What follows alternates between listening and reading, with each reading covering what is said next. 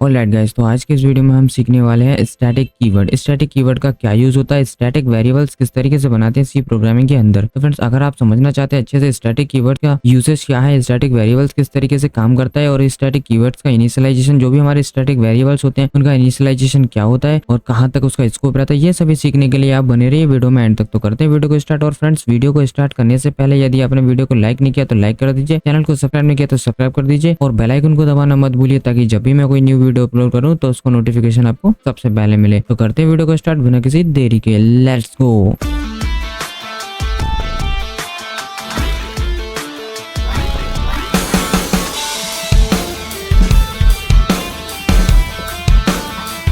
Static keyword in C. What is static keyword in C programming. C programming के अंदर static keyword होता क्या है, पहले बात करते हैं स्टैटिक वेरिएबल्स। जो वेरिएबल्स हम बनाते हैं वो अब तक नॉर्मल थे, अब जो वेरिएबल हम बनाएंगे वो बनाएंगे स्टैटिक कीवर्ड को यूज करके। तो static variables are variables which have a property of reserving their value even when they go out of scope. It means जब भी हम स्टैटिक किसी भी वेरिएबल के आगे स्टैटिक कीवर्ड लगा देते हैं तो वो बन जाता है हमारा स्टैटिक वेरिएबल। स्टैटिक वेरिएबल्स का मतलब होता है वो प्रिजर्व रखता है वैल्यू को, चाहे वो स्कोप के बाहर चला जाए चाहे वो स्कोप के अंदर हो। जैसे लाइक मैं आपको एक एग्जांपल बताऊंगा, जैसे हम फंक्शन के अंदर स्टैटिक कीवर्ड बनाते हैं तो जितनी बार उस फंक्शन को कॉल किया जाता है तो वो पहले वाली जो इनिशियलाइजेशन था उस वैल्यू को रिजर्व करके रखता है। It means that. Second point है हमारा they reserve their value from the previous scope are not initialise again. It means जो मैंने अभी आपको बताया था, जैसे जो भी वैल्यू पहले इनिशियलाइज हो जाती है उसको वो रिजर्व में रखता है, उसको रिजर्व करके रखता है, उसको अगेन इनिशियलाइज नहीं करता है। और static variable remains in memory through the span of the program. Static variable जो होता है वो through the memory reserve करके रखता है। अब static variable are initialize to 0 if not initialise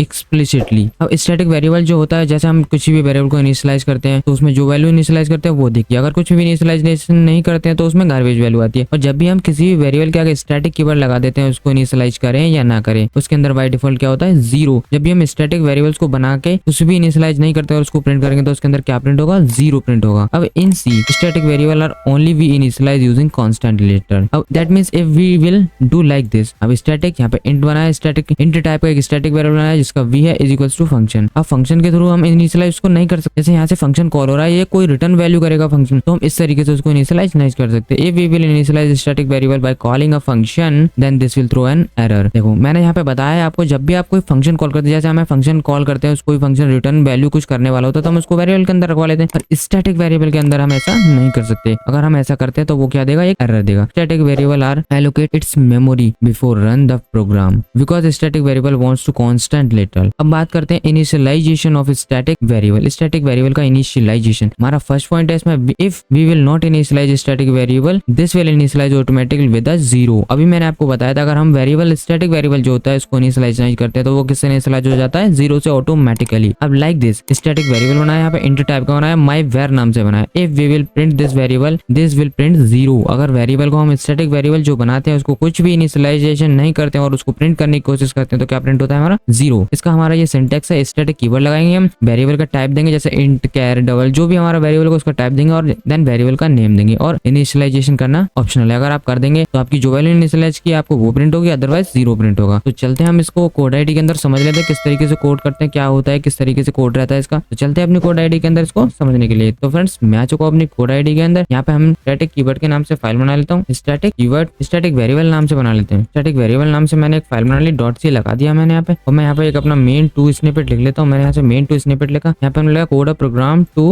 understand static variable, मैंने यहाँ पे ये बना दिया। अब यहाँ पर मैं इसको कॉपी कर लेता हूँ, जिससे कि मैं यहाँ पे जो पहला प्रिंट स्टेटमेंट होता है उसको रन करने के लिए यहाँ पे मैंने एस को कैपिटल कर दिया और यहाँ पे मैंने एक फुल स्टॉप लगा दिया। अब मैं इसको रन करके देख लेता हूँ। जिस फर्स्ट टाइम हमें प्रोग्राम रन करके देख लेना चाहिए, जिससे कि हमें पता चल जाता है हमारा जो एनवायरमेंट है, हमारी कोड आईडी है, प्रॉपर से वर्क कर रही है। जैसे मैंने रन किया इसको, हमारा यहाँ पे प्रिंट हो गया स्टैटिक वेरिएबल। इट मींस हमारा जो कोड आईडी है, हमारा एनवायरमेंट एकदम प्रॉपर है। अब बात करते हैं स्टैटिक वेरिएबल की। सबसे पहले मैं आपको एक स्टैटिक वेरिएबल बना के दिखाता हूँ। स्टैटिक कीवर्ड लिखा मैंने, इंट टाइप का वेरिएबल बनाया, वेरिएबल का नेम दे दिया मैंने माय वर। अब इसके अंदर मैंने डाल दिया 10। अब मैं इसको प्रिंट करने की कोशिश करता हूँ। मैंने यहाँ से प्रिंटफ लगाया, the value of my var is, यहाँ पे लगाना पड़ेगा %d/n भी लगा देते हैं और यहाँ पे कॉमा लगा के मैंने कर दिया माय वर, ये हो गया, और सेमीकोलन लगा दिया। और यहाँ से इसको अब हम रन करने की कोशिश करते हैं। मैंने यहाँ से रन किया प्रोग्राम। अब तो क्या हुआ, स्टैटिक वेरिएबल ये प्रिंट स्टेटमेंट से प्रिंट हो गया। अब ये क्या हुआ, the value of my var is 10, यहाँ पे 10 प्रिंट हो गया। गया। अगर मैं यहाँ पे कुछ भी इनिशियलाइजेशन ना करूँ तो क्या प्रिंट होगा, यहाँ पे इसको भी देख लेते हैं हम। यहाँ से अगेन में रन करता हूँ, मैंने ऐसे रन किया। अब क्या प्रिंट हुआ, static variable the value of my var is 0। क्या प्रिंट हुआ, 0। मैंने आपको पहले बताया था जब हम थ्योरी पढ़ रहे थे, जब भी हम स्टैटिक वेरिएबल बनाते हैं, यदि आप कुछ भी उसको इनिशियलाइजेशन नहीं करते तो क्या प्रिंट होता है हमारा, उसके अंदर बाय डिफॉल्ट 0 प्रिंट होता है। मैंने आपको दिखाया अभी 0 प्रिंट होता है। मैं आपको एक बार फिर से रन करके दिखाता हूँ। देखो क्या प्रिंट हुआ, the value of my var is 0। ये हो गया, ये तो हो गया हमारा सिंपल स्ट्रेट फॉरवर्ड एक एग्जाम्पल। अब इसको मैं कमेंट करता हूँ यहाँ से, एक फंक्शन के थ्रू हम इसको समझते हैं। अगर आपने फंक्शन नहीं पढ़े किस तरीके से काम करते हैं, क्या फंक्शन होते हैं, उनके वीडियो में पहले ही बना चुका हूँ अच्छे से। आप मेरी सी प्रोग्रामिंग की प्लेलिस्ट को विजिट कर सकते हैं या फिर मैं आपको लिंक्स डिस्क्रिप्शन में प्रोवाइड कर दूंगा। तो मैं यहाँ से एक फंक्शन बनाता हूँ। मैंने बनाया एक इंटीजर टाइप का फंक्शन जो इंटीजर रिटर्न करेगा। अब मैंने एक फन नाम दिया, उसको फन नाम देते हैं यहाँ से, और मैंने यहाँ से 2 वैल्यू को रिसीव कर लिया, इंट ए कॉमा इंट बी, और यहाँ से हमने फंक्शन बना दिया। अब ये रिटर्न करेगा। यहाँ पे इसको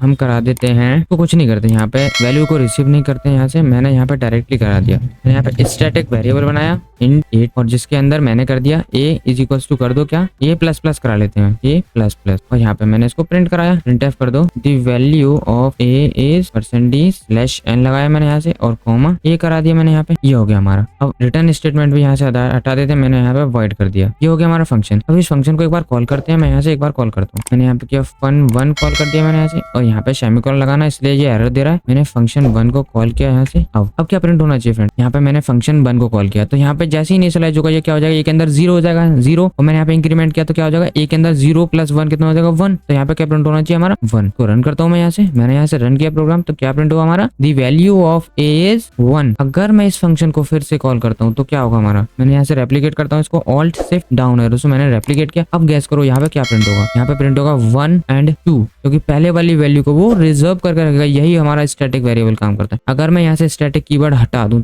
तो क्या होगा, तो हर बार यहाँ पे क्या प्रिंट होगा, कुछ भी गार्बेज वैल्यू प्रिंट होगी। पहले नंबर तो अगर हम स्टैटिक वेरिएबल नहीं बनाते तो हमें इसको इनिशियलाइजेशन देना पड़ेगा। मैंने ऐसे इनिशियलाइजेशन दे दिया, तो हर बार क्या प्रिंट होगा, हर बार 1 ही प्रिंट होगा, कितनी बार भी इसको कॉल कर लो। अब यहाँ पे एक एरर आ रही है, मैं चेक कर लेता हूँ क्या एरर आ रही है। ये मैंने सेलेक्ट करके रन किया था। कभी भी आपको विजुअल स्टूडियो कोड के अंदर कोई भी प्रोग्राम सेलेक्ट करके रन नहीं करना होता है। मैंने यहाँ से रन किया, देखो हर बार 1 हो रहा है। मैं इसको कितनी भी बार रेप्लिकेट कर लूँ, हर बार हमारा 1 ही प्रिंट होगा। मैंने यहाँ से इतनी टाइम्स कर लिया। अब मैं इसको रन करता हूँ तो देखिए यहाँ पे हर बार क्या प्रिंट हो रहा है 1, और हमें क्या हो रहा है, इनिशियलाइजेशन भी करना पड़ रहा है। अगर वहीं मैं इसका इनिशियलाइजेशन हटा दूं तो कुछ भी गार्बेज वैल्यू प्रिंट हो सकती है। इट मींस कुछ भी, देखो कुछ भी प्रिंट हो रहा है यहाँ पे। इसीलिए हमें एक स्टैटिक वेरिएबल बनाना है। इस केस में हमें स्टैटिक वेरिएबल अगर हम बना लेते हैं तो हमें बेनिफिट होता है। मैंने इंटीजर टाइप का ए स्टैटिक वेरिएबल बना दिया, उसका इनिशियलाइजेशन ऑटोमेटिक 0 से होगा। अब देखना 1 2 3 प्रिंट हो जाएंगे ऑटोमेटिक। देखो 1 2 3 4 5 6 7 8, जितने टाइम कॉल करेंगे ये उतनी प्रीवियस वैल्यू को क्या करके रखेगा, रिजर्व। यही हमारा एक स्टैटिक कीवर्ड्स काम करता है। जब भी हम स्टैटिक वेरिएबल बनाते हैं तो हमें यह ध्यान रखना होता है। हम सोच रहे हैं कि हम दोबारा इनिशियलाइजेशन होगा, वहां पे हमने स्टैटिक वेरिएबल बना रखा है तो वो दोबारा इनिशियलाइजेशन नहीं करेगा। वो पहले वाली वैल्यू है उसको रिजर्व करके रखता है। पहले वाली जो वैल्यू होती है उसको याद रखता है। रिजर्व मींस याद रखता है। जो भी नई वैल्यू आती है उसको याद नहीं रखता। जो पहले वाली वैल्यू है उसको स्टक करके रखता है, मतलब उसको पहले से ही अपने अंदर डाल के रखता है। तो फ्रेंड्स आपको समझ में आया होगा स्टैटिक वेरिएबल किस तरीके से काम करते हैं, स्टैटिक कीवर्ड वेरिएबल्स के साथ किस तरीके से काम करता है। तो फ्रेंड्स आज की इस वीडियो में इतना ही, और वीडियो को एंड करने से पहले यदि आपने वीडियो को लाइक नहीं किया तो लाइक कर दीजिए, चैनल को सब्सक्राइब नहीं किया तो सब्सक्राइब कर दीजिए, और बेल आइकन को दबाना मत भूलिए ताकि जब भी मैं कोई न्यू वीडियो अपलोड करूं तो उसका नोटिफिकेशन आपको सबसे पहले मिले। तो फ्रेंड्स आज की इस वीडियो में इतना ही, मिलते हैं नेक्स्ट वीडियो में। तब तक के लिए till then keep learning, keep watching and bye bye.